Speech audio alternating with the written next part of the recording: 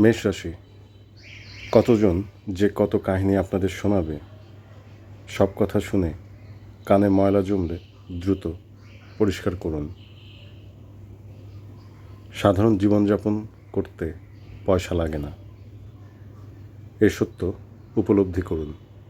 বৃষ রাশি, চোরের 10 দিন আর গৃহস্থের 1 দিন। প্রচলিত প্রবাদ বাক্যটি সাপ্তাহিক রাশিফলে থাকাতে আপনারা উপকৃত হবেন।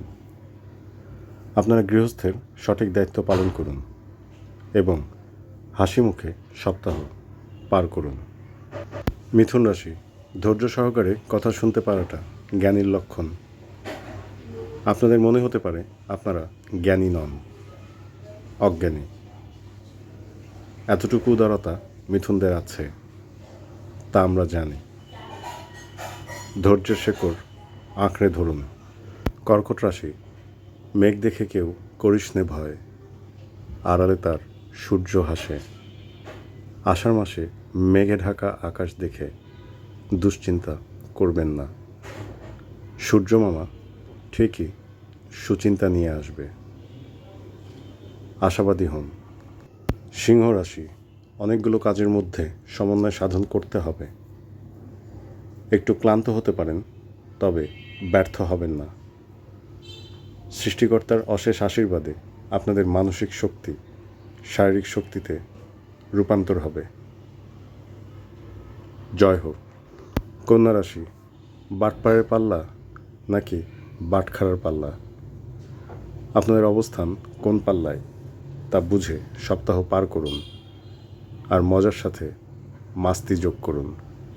তুলা রাশি, অর্থ সংকটে থাকেন অথবা ঐশ্বর্যের চাদরে মোড়ানো থাকেন, যে অবস্থায় থাকুন না কেন সৃষ্টিকর্তার কাছে কৃতজ্ঞতা প্রকাশ করুন। তিনি চান তাঁর সৃষ্টি কৃতজ্ঞতা প্রকাশ করুক। কৃতজ্ঞতা প্রকাশে সাপ্তাহিক সমস্যার সমাধান আছে। বৃশ্চিক রাশি, মানসিক স্থিরতা খুবই গুরুত্বপূর্ণ একটি ব্যাপার। অস্থির মনে সঠিক সিদ্ধান্ত আসে না, এই জন্য স্থির চিত্তে সঠিক এবং উপযুক্ত সিদ্ধান্ত নিন।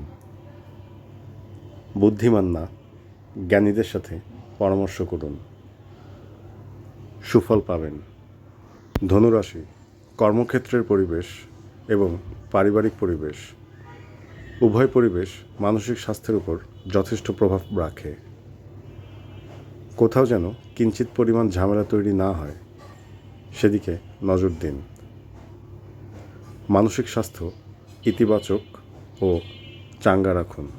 মকর রাশি, কারো সুখের ভাগিদার হওয়া সহজ, কিন্তু দুঃখের ভাগিদার হওয়া খুব কঠিন।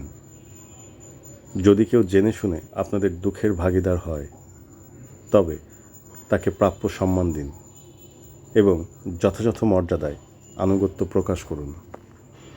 কুম্ভ রাশি, চলতি সপ্তাহের বুধবার অবশ্যই সবুজ রঙের পোশাক পরিধান করবেন এবং বৃহস্পতিবার হলুদ রঙের পোশাক পরতে ভুলবেন না। এই দুটি দিন কুম্ভদের জন্য খুব গুরুত্ব বহন করছে, ব্যাপারটা হালকাভাবে নেবেন না। মীন রাশি, কোলাহলের ভেতরে থেকেও শান্ত থাকাকে অসাধারণ একটি গুণ হিসেবে ধরা হয়। এমন গুণের অভ্যাস করুন।